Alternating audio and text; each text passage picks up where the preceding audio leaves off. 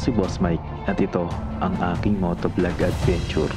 Pinupuntahan ko yung mga magagandang tourist spot na matatagpuan dito sa norte. Pero syempre, pangarap din nating libutin yung south. Pero sa ngayon, mag-focus na muna tayo sa norte. At kung bago ka pa lang sa ating YouTube channel, ay huwag mong kalimutang pindutin yung subscribe button para lagi kang updated sa ating mga susunod pang adventure. Kaya huwag na natin patagalin pa. Let's go! Alas 2 ng madaling araw ay nag-prepare na ako ng mga gagamitin ko para sa aming gagawing group ride. At ang target location namin ay ang Ubud Falls na matatagpuan sa Maria Aurora, lalawigan ng Aurora Province. Excited ako sa ride na to dahil meron tayong mga kasama at bagong makikilalang mga kaibigan. At yun ang una nating pupuntahan ngayon. Ang unang meeting place namin ay sa Shell Arayat. 4:27 tayo dumating dito sa ating meeting place. Dito na tayo sa Shell Arayat. Yun, dito na sila.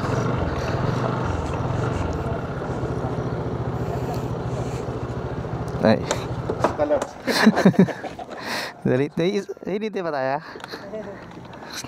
Tignan lang natin siya. Hello po. Habang may hinihintay pa kaming kasamahan ay nagpa-full tank na ako dito para hindi ko na po problemahin yung gas ko mamaya. Pagkalipas ng ilang minuto ay nagpasya na kaming umalis dahil yung hinihintay namin ay nauna na pala. 5:13 ng umaga.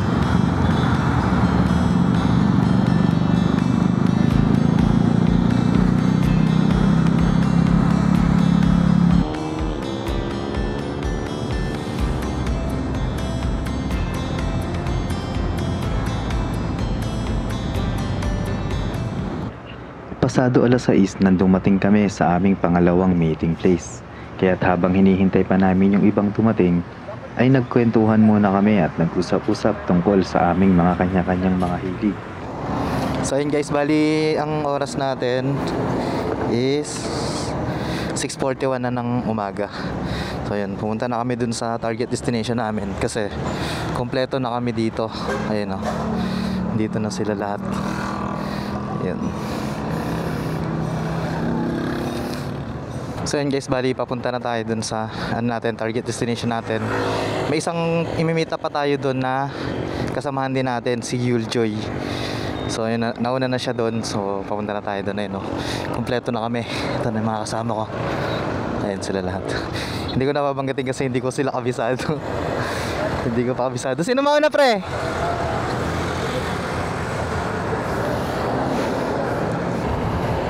Ganda ng bulubundukin dun, no? Yun guys, oh.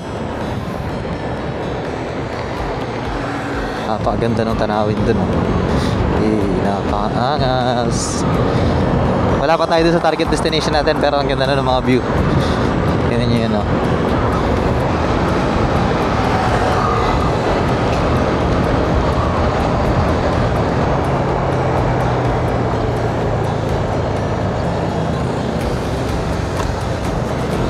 Ayun yung mga kasama natin nasa harap, mga grupo natin sa rides na to. Ay Bungabon. Dyan pala yung Patinggalan. Dyan sa kanan na yan. Dito yung Bungabon. Gabaldon, Tinggalan dyan. Dito Aurora, dire-diretso. Ganda guys, oh. Tingnan nyo naman yan guys. Sumisilip na yung kabundukan ng Sierra Madre. Ayun, oh, kabundukan ng Sierra Madre yan guys. Palayan. Exit na ng Palayan. Saan ang ganda guys, oh.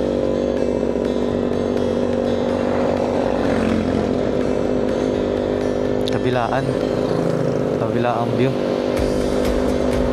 Dito lang may mga gandang view.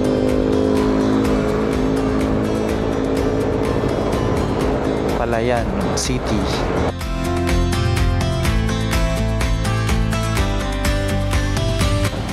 Pasado alas 8 nang dumating ako sa arko ng Bungabon.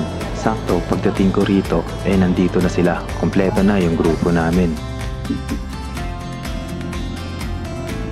Panandalian muna kaming nagpahinga rito at syempre, sinamantala na rin namin ang pagkuha ng mga picture.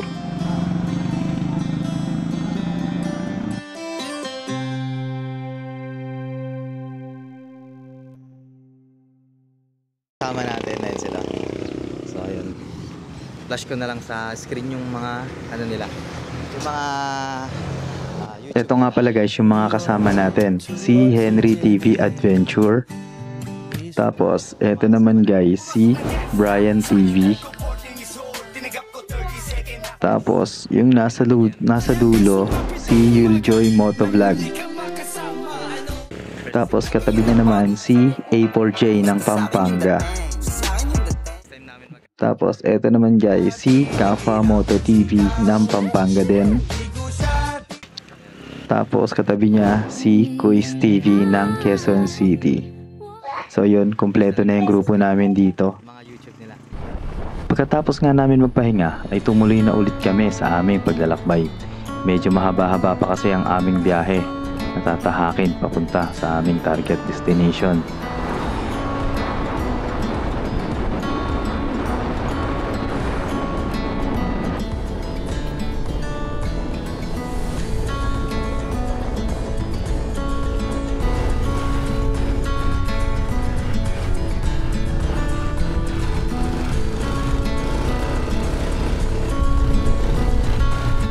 Dito nga sa part na to ay may nadaanan kaming isang mini falls, kaya pansamantalang hinintuan muna namin at pinagmasdan ang ganda ng mini falls na to.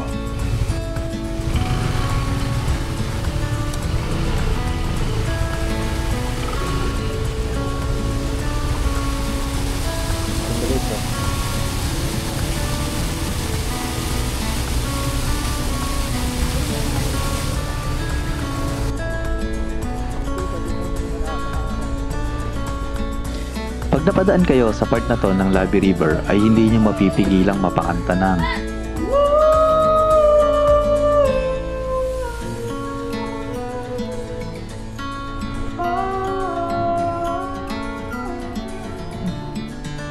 dahil sa sobrang ganda ng tanawin na madadaanan nyo rito.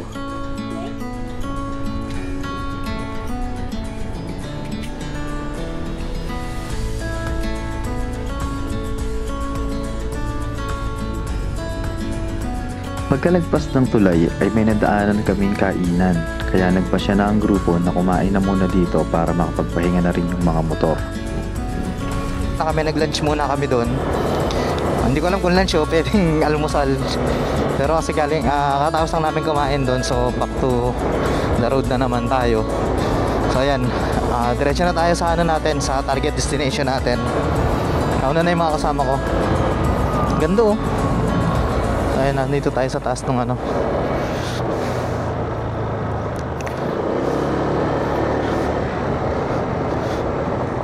Bungabon Road. Wow, napakaganda mo iso.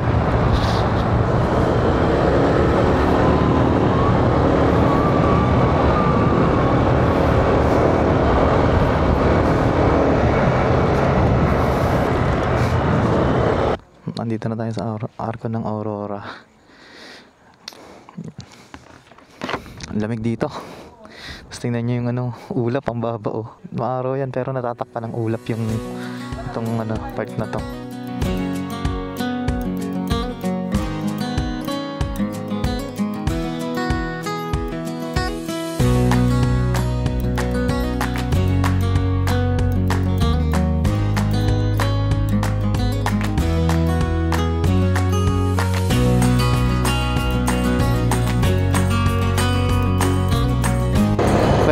Welcome ng Maria Aurora.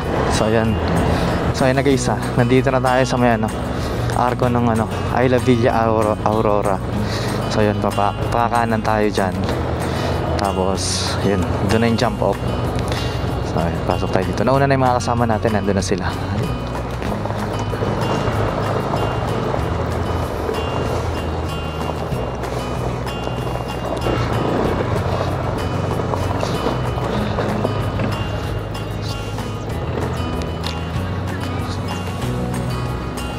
Ganda ng bridge oh.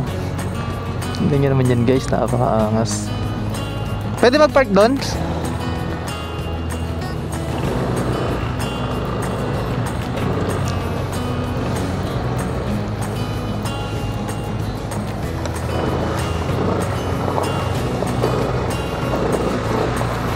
tayo sa may parking ng jump off. Ito yata yung ano nila, yung tourism office nila. Tapos ayun, ang ganda nung ano guys. So, merong hanging bridge. Ayan, ganda. Tapos ang baba ng ulap. Ayun oh, napakangas. Ang ganda guys oh. Ang baba ng ulap. Puro bato. May mga ano dun oh, may mga cottage dun. Ayun. Kita rito, pwede siguro mag-overnight. Hello. So ayan. Ito ng ating jump off area. Dito tayo mag-uumpisa maglakad 2 kilometers. Sana kayanin natin pababa. Mahirap pagpaakyat pero pagbababa madali lang. Prepare muna natin yung mga gamit natin. Ayan. Let's go. Start na ng ano natin. Start na ng jump off natin.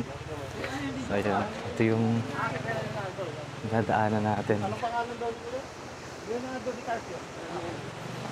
Oh, kumakalog.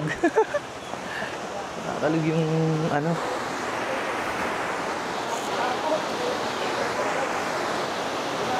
Woo!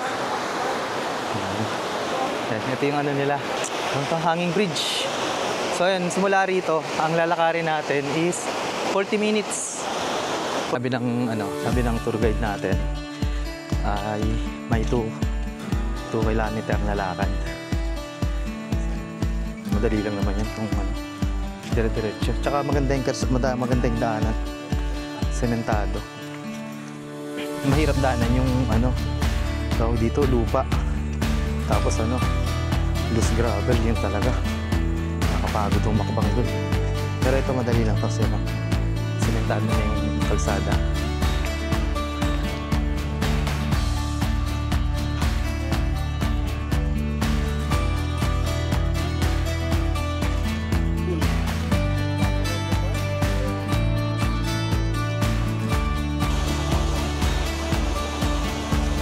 Meron sila ditong ano, may mga naka-ready na sila ditong mga kwarto. Ayan.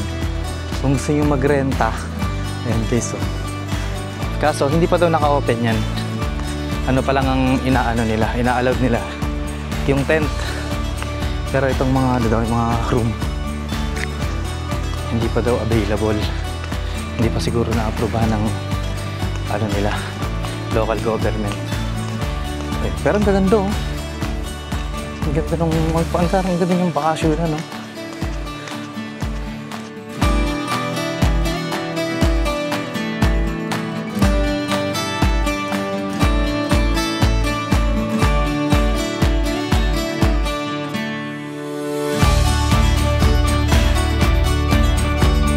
Tingnan nyo naman, napakaganda. Oh, napakaangas eh. Kita tayo, dire-diretso na tayo kasi nakapagod na. Pero okay lang. Hindi naman siya mahirap kasi sementado yung daanan. Nandun na yung mga kasama natin na una na. So yung mga nahuli, yung mga kasama nating mga vlogger din. So yun, nag-ano pa sila, nagpa-vlog pa. Pero tayo, okay na sa akin yan? Okay na yung kasi marami na ako nakuhang marami na ako nakuhang shot ng drone shot. All good sa akin yan. Nga pala, ano na nga para tayo. Ganda guys oh.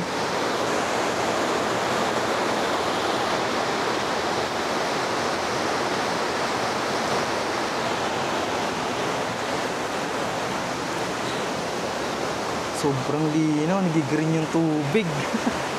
Kitang-kita yung ilalim. Ayun. Another bridge. Another bridge, another day.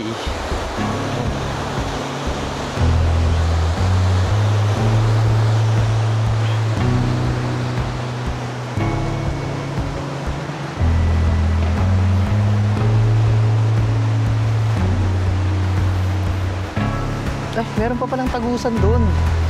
Ayun oh. Tagus pala yung ilog magmula doon hanggang papunta rito. Ayun. Dito pala yung daan ng ilog.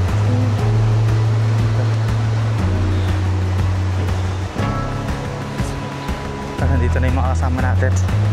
Sila kuya. Inip na. Dito banda, tumatarik na yung akyatin. Tingnan nyo. Ayan na yung challenge. Ayan na guys. Eto na. Ito na yung... Pre, wala pa tayo sa exciting part, pre. Hindi pa to. Hindi pa ito. Hindi pa to yung exciting part, kuya.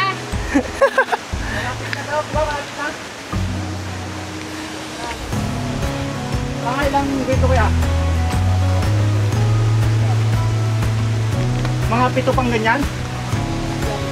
Madami pa? 9? Ilan pa? Ilang ganito pa? 9 daw. 9 pa na ganitong akyatin. Pahingahan sir. Ah, may pahingahan. Bali step yun sir. 5-4-12 ka yung step. Oo. Step daw. So yun guys, Pero yung paglalakarin ko marami. 541 step daw to guys. Ito na. Ito na. Pre, wala pa nga pre. Wala pa tayo sa exciting part. Tingnan mo. Oh. Ang taas. Teka lang kuya, hintayin natin sila. Sigurado. Kada pangalawang hollow blocks pa lang. Ilang Pahingahan. daw? Siyam na ganito. Siyam na ganito, kuya? Oo. Durog.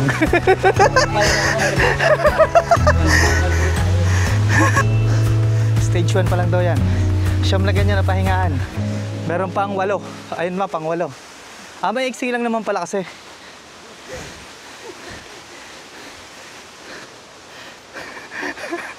Pre, mataas pa daw. May final boss pa daw, pre.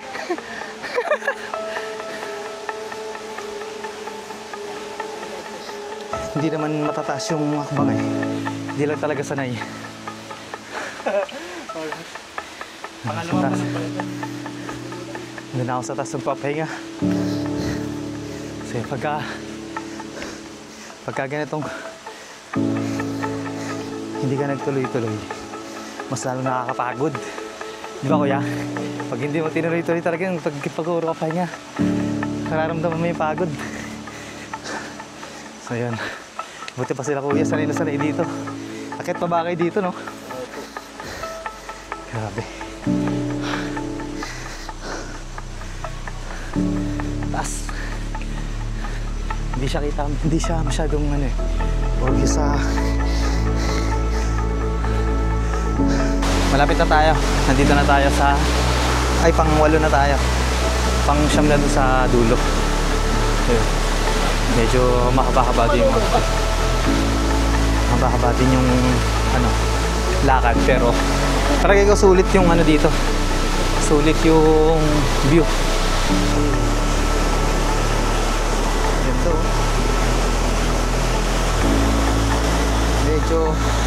Ano lang, ingat lang sa hakbang kasi dadaanan.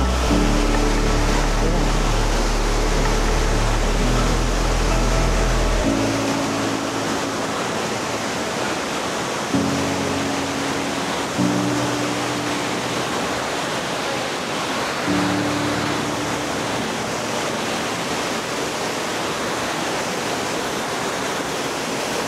Grabe, naririnig nyo ba yan guys? Ganda.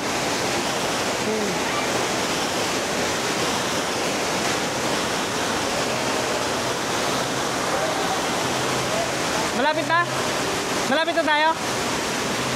Doon pa? Falls na yan? Paglabas yan? Ayun na. Woo! Grabe. Ah! Eto na siya guys! Napakaangas!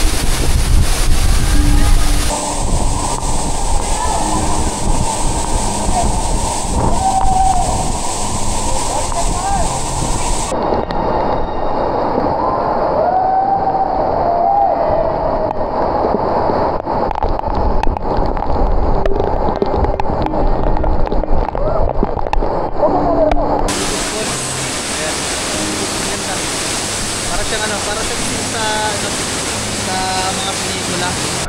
Tapos na tayo dun sa may sa may Ubot Falls. Yung pala guys, yung salitang ubot. Salitang katutubo daw yun na ang ibig sabihin ay butas. O nga naman, no? Kasi may butas na pinanggagalingan ng tubig dun eh. Yun pala yun, kaya pala ubot. Ubot Falls. Pero ang ganda rin. So, pababa na kami guys. Ang bibilis na nila pababa ngayon. Kanina, ang tagal nila maglakad.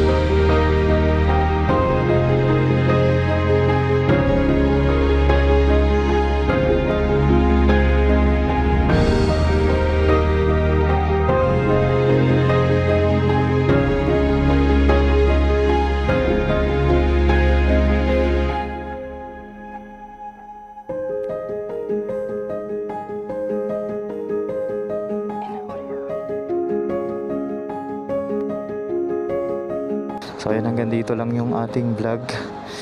Ayan, ang ganda ng experience din dito.